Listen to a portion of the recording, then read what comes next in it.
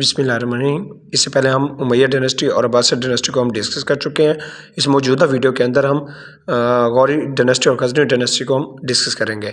कोशिश करेंगे कि जितना भी पेपर पॉइंट ऑफ व्यू से जो हमारे क्वेश्चंस होते हैं वो कवर हो सकें। आपको स्क्रीन पे नज़र आ रहा होगा। गजनी डायनेस्टी जो है वो 977 से लेकर 1173 तक रही। 977 में गजनी डायनेस्टी का जो है वो आगाज़ होता है।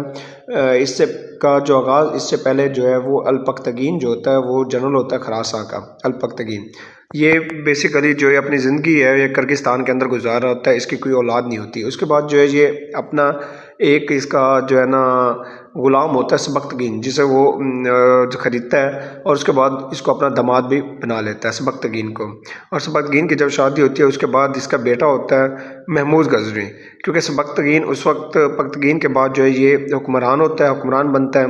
और सबख्तगीन का जो है बेटा वो महमूद गजनी पैदा होता है 971 ईस्वी में।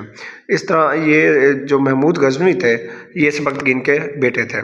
इस तरह इस महमूद गजनी से ही गजनी डायनेस्टी का आगाज़ होता है, क्योंकि महमूद गजनी जो है जब सबख्तगीन की डेथ होती है 998 के अंदर, तो 998 में सबख्तगीन के बाद उनका बेटा जो महमूद गजनी होता है वो हुक्मरान बनता है।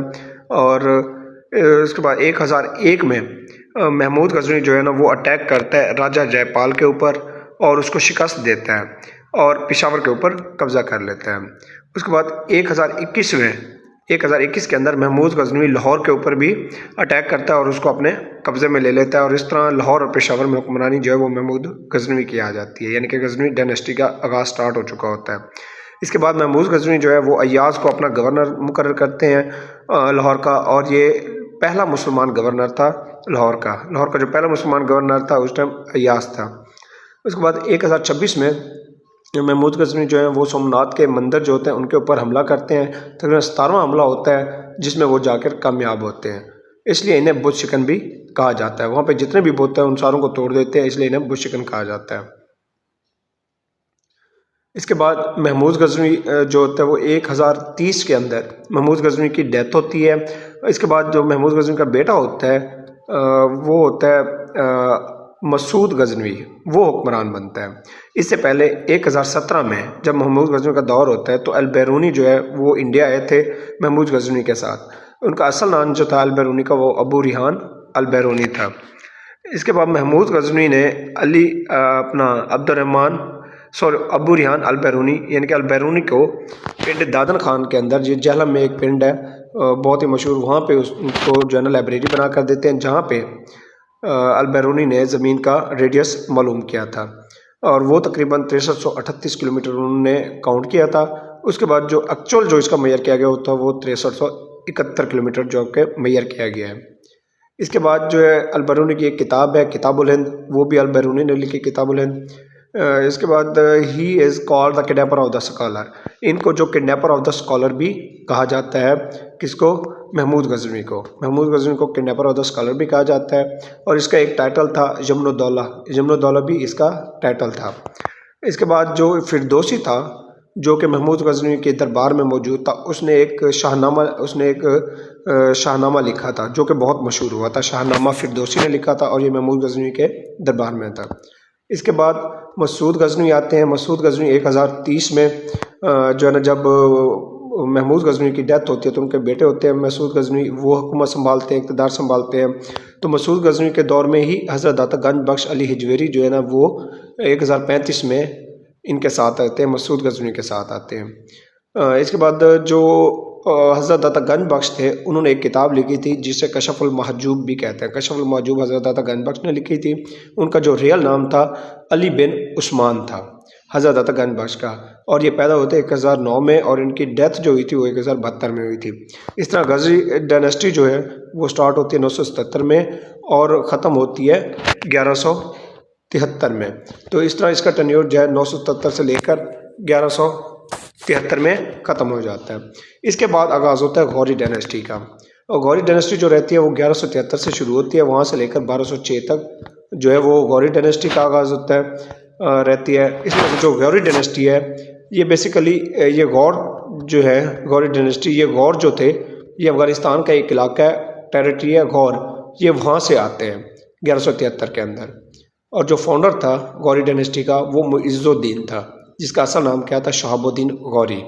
इसी के नाम से, गौरी के नाम से जो गौरी डायनेस्टी का आगाज़ होता है 1173 के अंदर।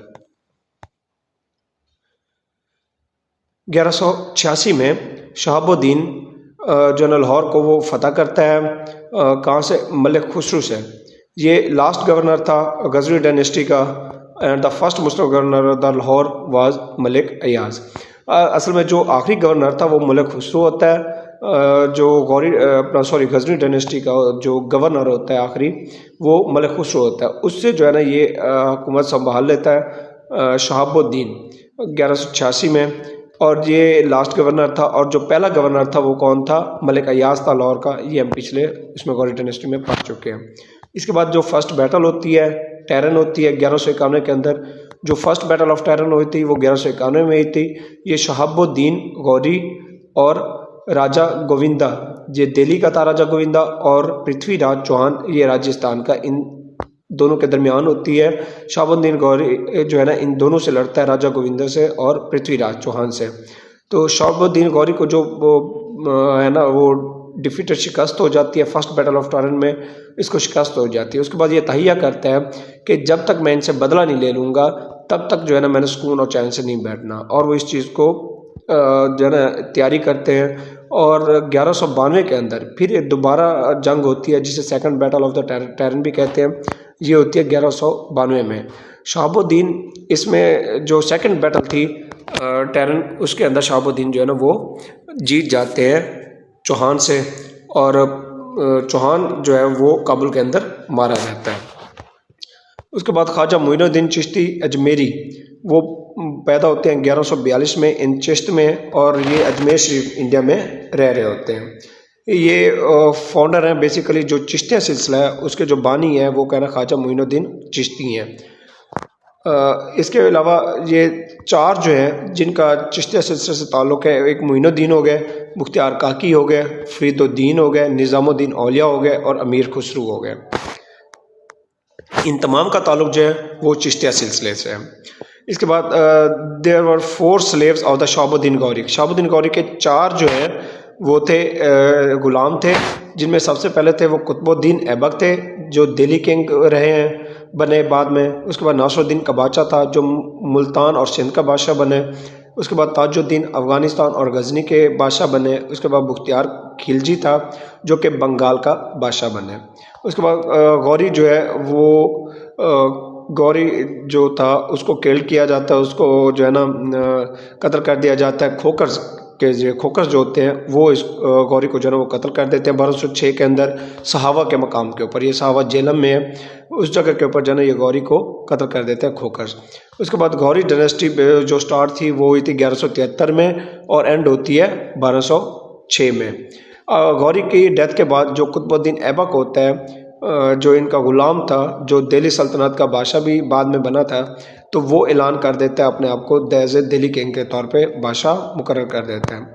इसके बाद ये पहला मुसलमान बादशाह था जो कि दिल्ली सल्तनत, जब ममलूक डायनेस्टी उसका इसने बुनियाद रखी थी, यानी कि दिल्ली सल्तनत की जो बुनियाद रखी थी वो कुतुबुद्दीन ऐबक ने रखी थी। ये 1206 से शुरू होती है, 1526 तक रहती है।